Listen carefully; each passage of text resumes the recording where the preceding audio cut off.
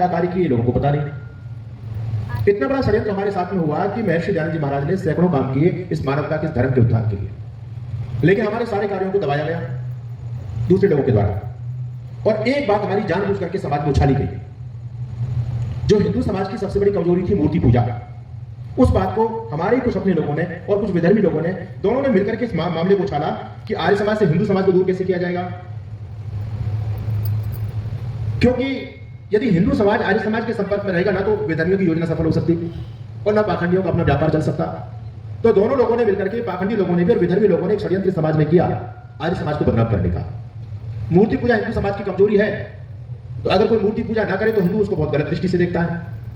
तो लोगों ने क्या दुष्प्रचार किया कि आर्य समाज मूर्ति पूजा का विरोध करता है। मैं दुनिया के तमाम लोगों से पूछना चाहता हूं, क्या मूर्ति पूजा का विरोध केवल आर्य समाज ने किया, अन्य लोगों ने नहीं किया? क्या आदि गुरु शंकराचार्य ने बिल्कुल प्रखर विरोध किया मूर्ति पूजा का।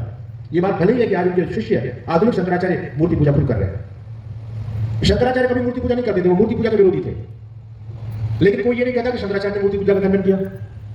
कबीरदास जी ने मूर्ति पूजा पर जबरदस्त प्रहार किया, पत्थर पूजे हरि मिले तो मैं पूजू पहाड़। इससे बड़ा और क्या प्रहार हो सकता है? लेकिन क्या कोई कबीरदास जी के बारे में जानता है कि उन्होंने भी मूर्ति पूजा का विरोध किया?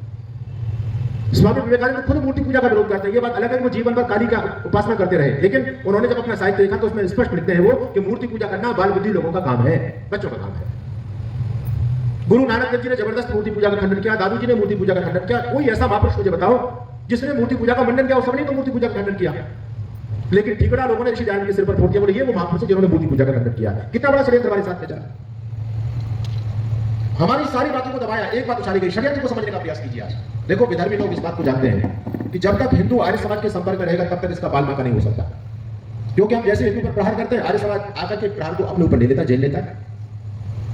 इन्होंने सब महापुरुषों को कलंकित किया, धर्म ग्रंथों में मिलावट की। हमारे पाखंडी लोगों के पास तो जवाब नहीं, लेकिन आर्य समाज सबके जवाब देता है। आज मुल्ला मौलवी पादरियों में खलबली मची हुई केवल आर्य समाज को लेकर के। अभी एक मुल्ला जी का वीडियो वायरल हो रहा था, वो कह रहे थे कि इस भारत में सबसे अधिक समस्या काम करने में हमको हो रही है आर्य समाज के चलते। जब तक आर्य समाज है तब तक हम गजबा हिंद इस देश में नहीं कर पाएंगे। अगर इस देश को चांद सितारे के रंग में रखना है तो पहले आर्य समाज का मुकाबला करना पड़ेगा।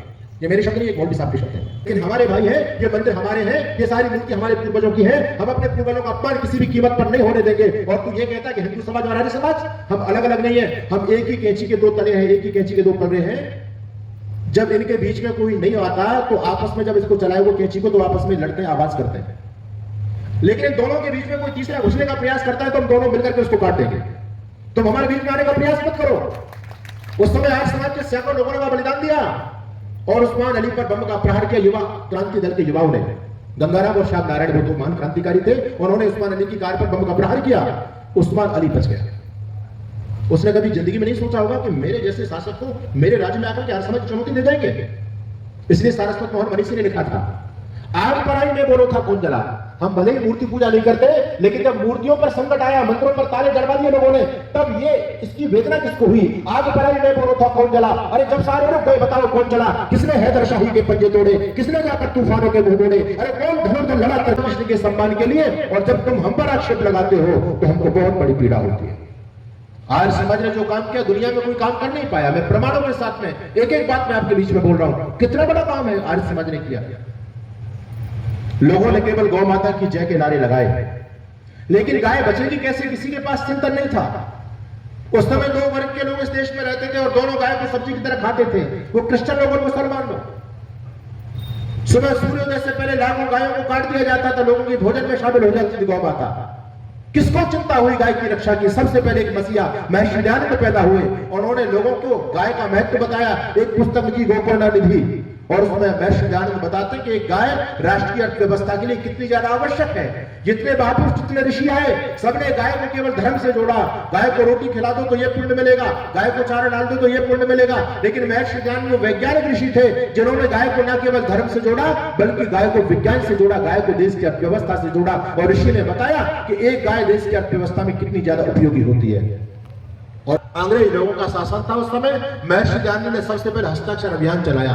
2 करोड़ लोगों का हस्ताक्षर करा करके महर्षि दयानंद देश की महारानी विक्टोरिया को सौंपना चाहते थे और कहना चाहते थे कि भारत की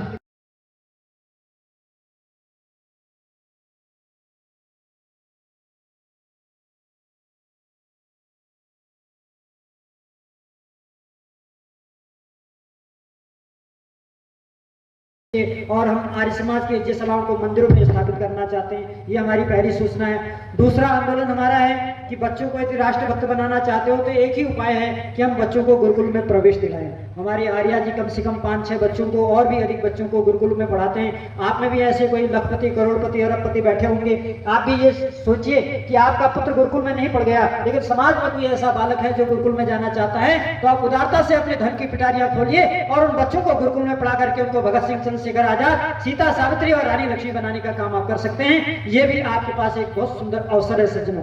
उसके बाद हमारा दूसरा कार्यक्रम है वेद सम्मेलन। वेद ही दुनिया का प्राचीन ग्रंथ है, धर्म ग्रंथ है। महर्षि मनु ने कहा वेदो अखिलो धर्ममूलम, संसार के समस्त धर्मों का मूल वेद है। तो उस वेद के बारे में आज कोई नहीं बताता दुनिया में, इसलिए आप आर्य समाज में आकर के वेद क्या है, वैदिक सिद्धांत क्या है, इसकी चर्चा सुनने के लिए प्रातःकाल 9 बजे आप अवश्य पधारें। और अकेले नहीं आए, हर व्यक्ति अपने साथ 1-2 लोगों को आए। तीसरी सूचना, 2 बजे से हमारे वहाँ शौर्य प्रदर्शन होता है। हमारे जो नौजवान हैं इनको बलवान बनाना है। बलवान बनाने के लिए इनको शस्त्र विद्या, व्यायाम विद्या, योग विद्या आनी चाहिए, तो उसका भी प्रशिक्षण यहाँ पर दिया जाता है। कल वो माता पिता भाग्यशाली हैं जिनके बच्चे यहाँ आकर के योग प्राणायाम की विद्या सीख रहे हैं। तो 2 बजे से वो कार्यक्रम होगा, उसमें आप अधिक से अधिक संख्या में अपने बच्चों को लेके आइए। अगर आपके बच्चे इसको देखेंगे तो इसको देखने के बाद आपके बच्चों में ये भावना पैदा होगी। आज समाज के स्कॉलर ने पुस्तक को लिख दी, लेकिन इस पुस्तक को छापने के लिए कोई माइक वाला तैयार नहीं था। सारे लोग डर गए थे, बोले भैया तन से जुदा हो जाएगा, कौन बनना चाहेगा, सबने मना कर दिया, हम नहीं छाप सकते, पंडित जी हम नहीं छाप सकते। तब आर्य समाज के एक बहुत दीवाने प्रचारक थे महाशय राजपाल, उनका अपना छापाखाना चलता था लाहौर के अंदर। आचार्य चमुपति में उनके पास में गए और कहा कि महाशय जी मैंने पुस्तक तो लिख दी है। पहले तो कोई पौराणिक पुस्तक लिखने के लिए तैयार नहीं था, कृष्ण की तौहीन हो रही थी, इस पर को बदनाम किया जा रहा था, लेकिन मैंने उत्तर तो दे दिया, उनको बहुत अच्छा उत्तर दिया है, लेकिन कोई भी इस पुस्तक को छापने के लिए तैयार नहीं है।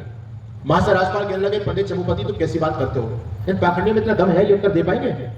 अरे इस पुस्तक का उत्तर देने की हिम्मत कोई दयानंद का शिष्य कर सकता है, और इस पुस्तक को छापने की हिम्मत कोई दयानंद का शिष्य कर सकता है, बाकी किसी में हिम्मत नहीं है। लाइए पुस्तक को मुझे दीजिए, मैं इस पुस्तक को छापूंगा अपने प्रकाशन से। पंडित चमुपति मैंने कहा कि महाशय जी आप पुस्तक तो छाप दोगे, लेकिन ये पता है कि इस पुस्तक को छापने की क्या कीमत आपको चुकानी पड़ेगी? महाशय राजपाल कहते हैं बहुत अच्छी तरह से जानता हूं, मुझे अपनी जान देनी पड़ेगी, मुझे अपना बलिदान देना पड़ेगा, इससे ज्यादा और बड़ी क्या कीमत हो सकती है? और हमारे लोगों की परंपरा रही है कि हमारी बलिदानी परंपरा है, जब जब धर्म पर, संस्कृति पर जब जब संकट आया है तो सबसे पहले बलिदान आर्य लोगों ने दिया है। महाशय राजपाल कहते हैं चिंता मत करो, मैं कीमत चुकाने के लिए तैयार हूं। मानव इतिहास बात का साक्षी है। महाशय राजपाल ने पुस्तक छाप दी रंगीला रसूल, और जैसी पुस्तक छपी पुस्तक धड़ल्ले से बिकी, लोगों के हाथों हाथ लिया, क्योंकि कृष्ण का अपमान हो रहा था ना, हिंदुओं को सांत्वना मिली। अच्छा आर्य समाज ने बहुत बड़ा काम कर दिया, योगेश्वर कृष्ण के अपमान को बचाया आर्य समाज ने, हिंदू लेकिन समाज के लोगों ने पुस्तक खरीदी। ये पुस्तक गांधी के हाथों तक भी पहुंच गई, और ये गांधी जिसको आप अपना बापू मानते हैं ना, इसका कारनामा मैं आपको बता रहा हूं। इस गांधी ने यंग इंडिया के अंदर स्टेटमेंट दिया दूसरे दिन कि आर्य समाज के लोगों ने एक वर्ग विशेष की भावना को आहत किया, एक पुस्तक लिखी है। मैं अपने उन भाइयों से, उन्हीं भाइयों से कहना चाहता हूं कि इस पुस्तक के लिए कार्रवाई करें। जब उन लोगों ने पुस्तक लिखी थी तो गांधी का मुंह सिल गया था, लेकिन जब आर्य समाज ने जवाब दिया, इनका जवाब पत्थर से दिया, तो गांधी उनके पक्ष से बोल उठे और कहते हैं इन पर FIR दर्ज की जाए।